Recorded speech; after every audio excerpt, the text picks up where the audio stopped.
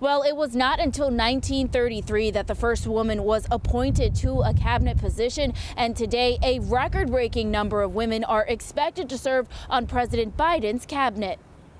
And so today, at this time, in this place, let's start afresh, all of us. President Joe Biden making history, selecting the most diverse cabinet to date. Included in that cabinet, Vice President Kamala Harris, the first female, the first Black, and the first South Asian person to serve as the vice president. Someone who has such a serious breadth and depth of experience as Attorney General for California and as a United States Senator from one of the biggest states in our country.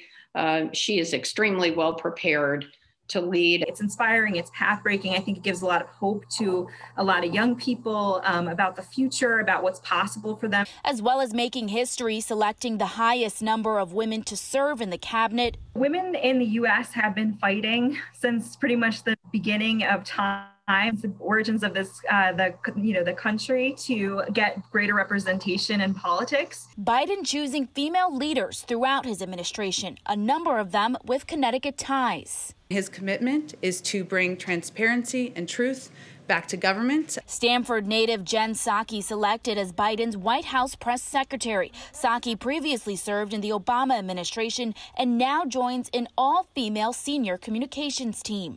President Trump did have a number of women in high-level positions throughout his administration, but political historians say the Biden administration is taking that one step further. We want to work hard towards achieving political parity so that, again, more women are inspired and excited about running and winning and taking their rightful seats in office. Biden also selecting Yale professor Dr. Marcella Nunez-Smith to lead a new White House task force dedicated to health equity. Smith also serves as co-chair of Biden's COVID-19 advisory board.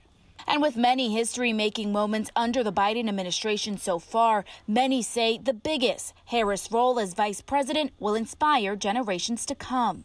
It's been such a fight for women to even get to this, to this level. I mean, Kamala Harris really is breaking the glass ceiling. To think about all the girls and young women who had the opportunity today to watch Kamala Harris be sworn in as the 49th vice president of the United States was just a very empowering and exciting moment.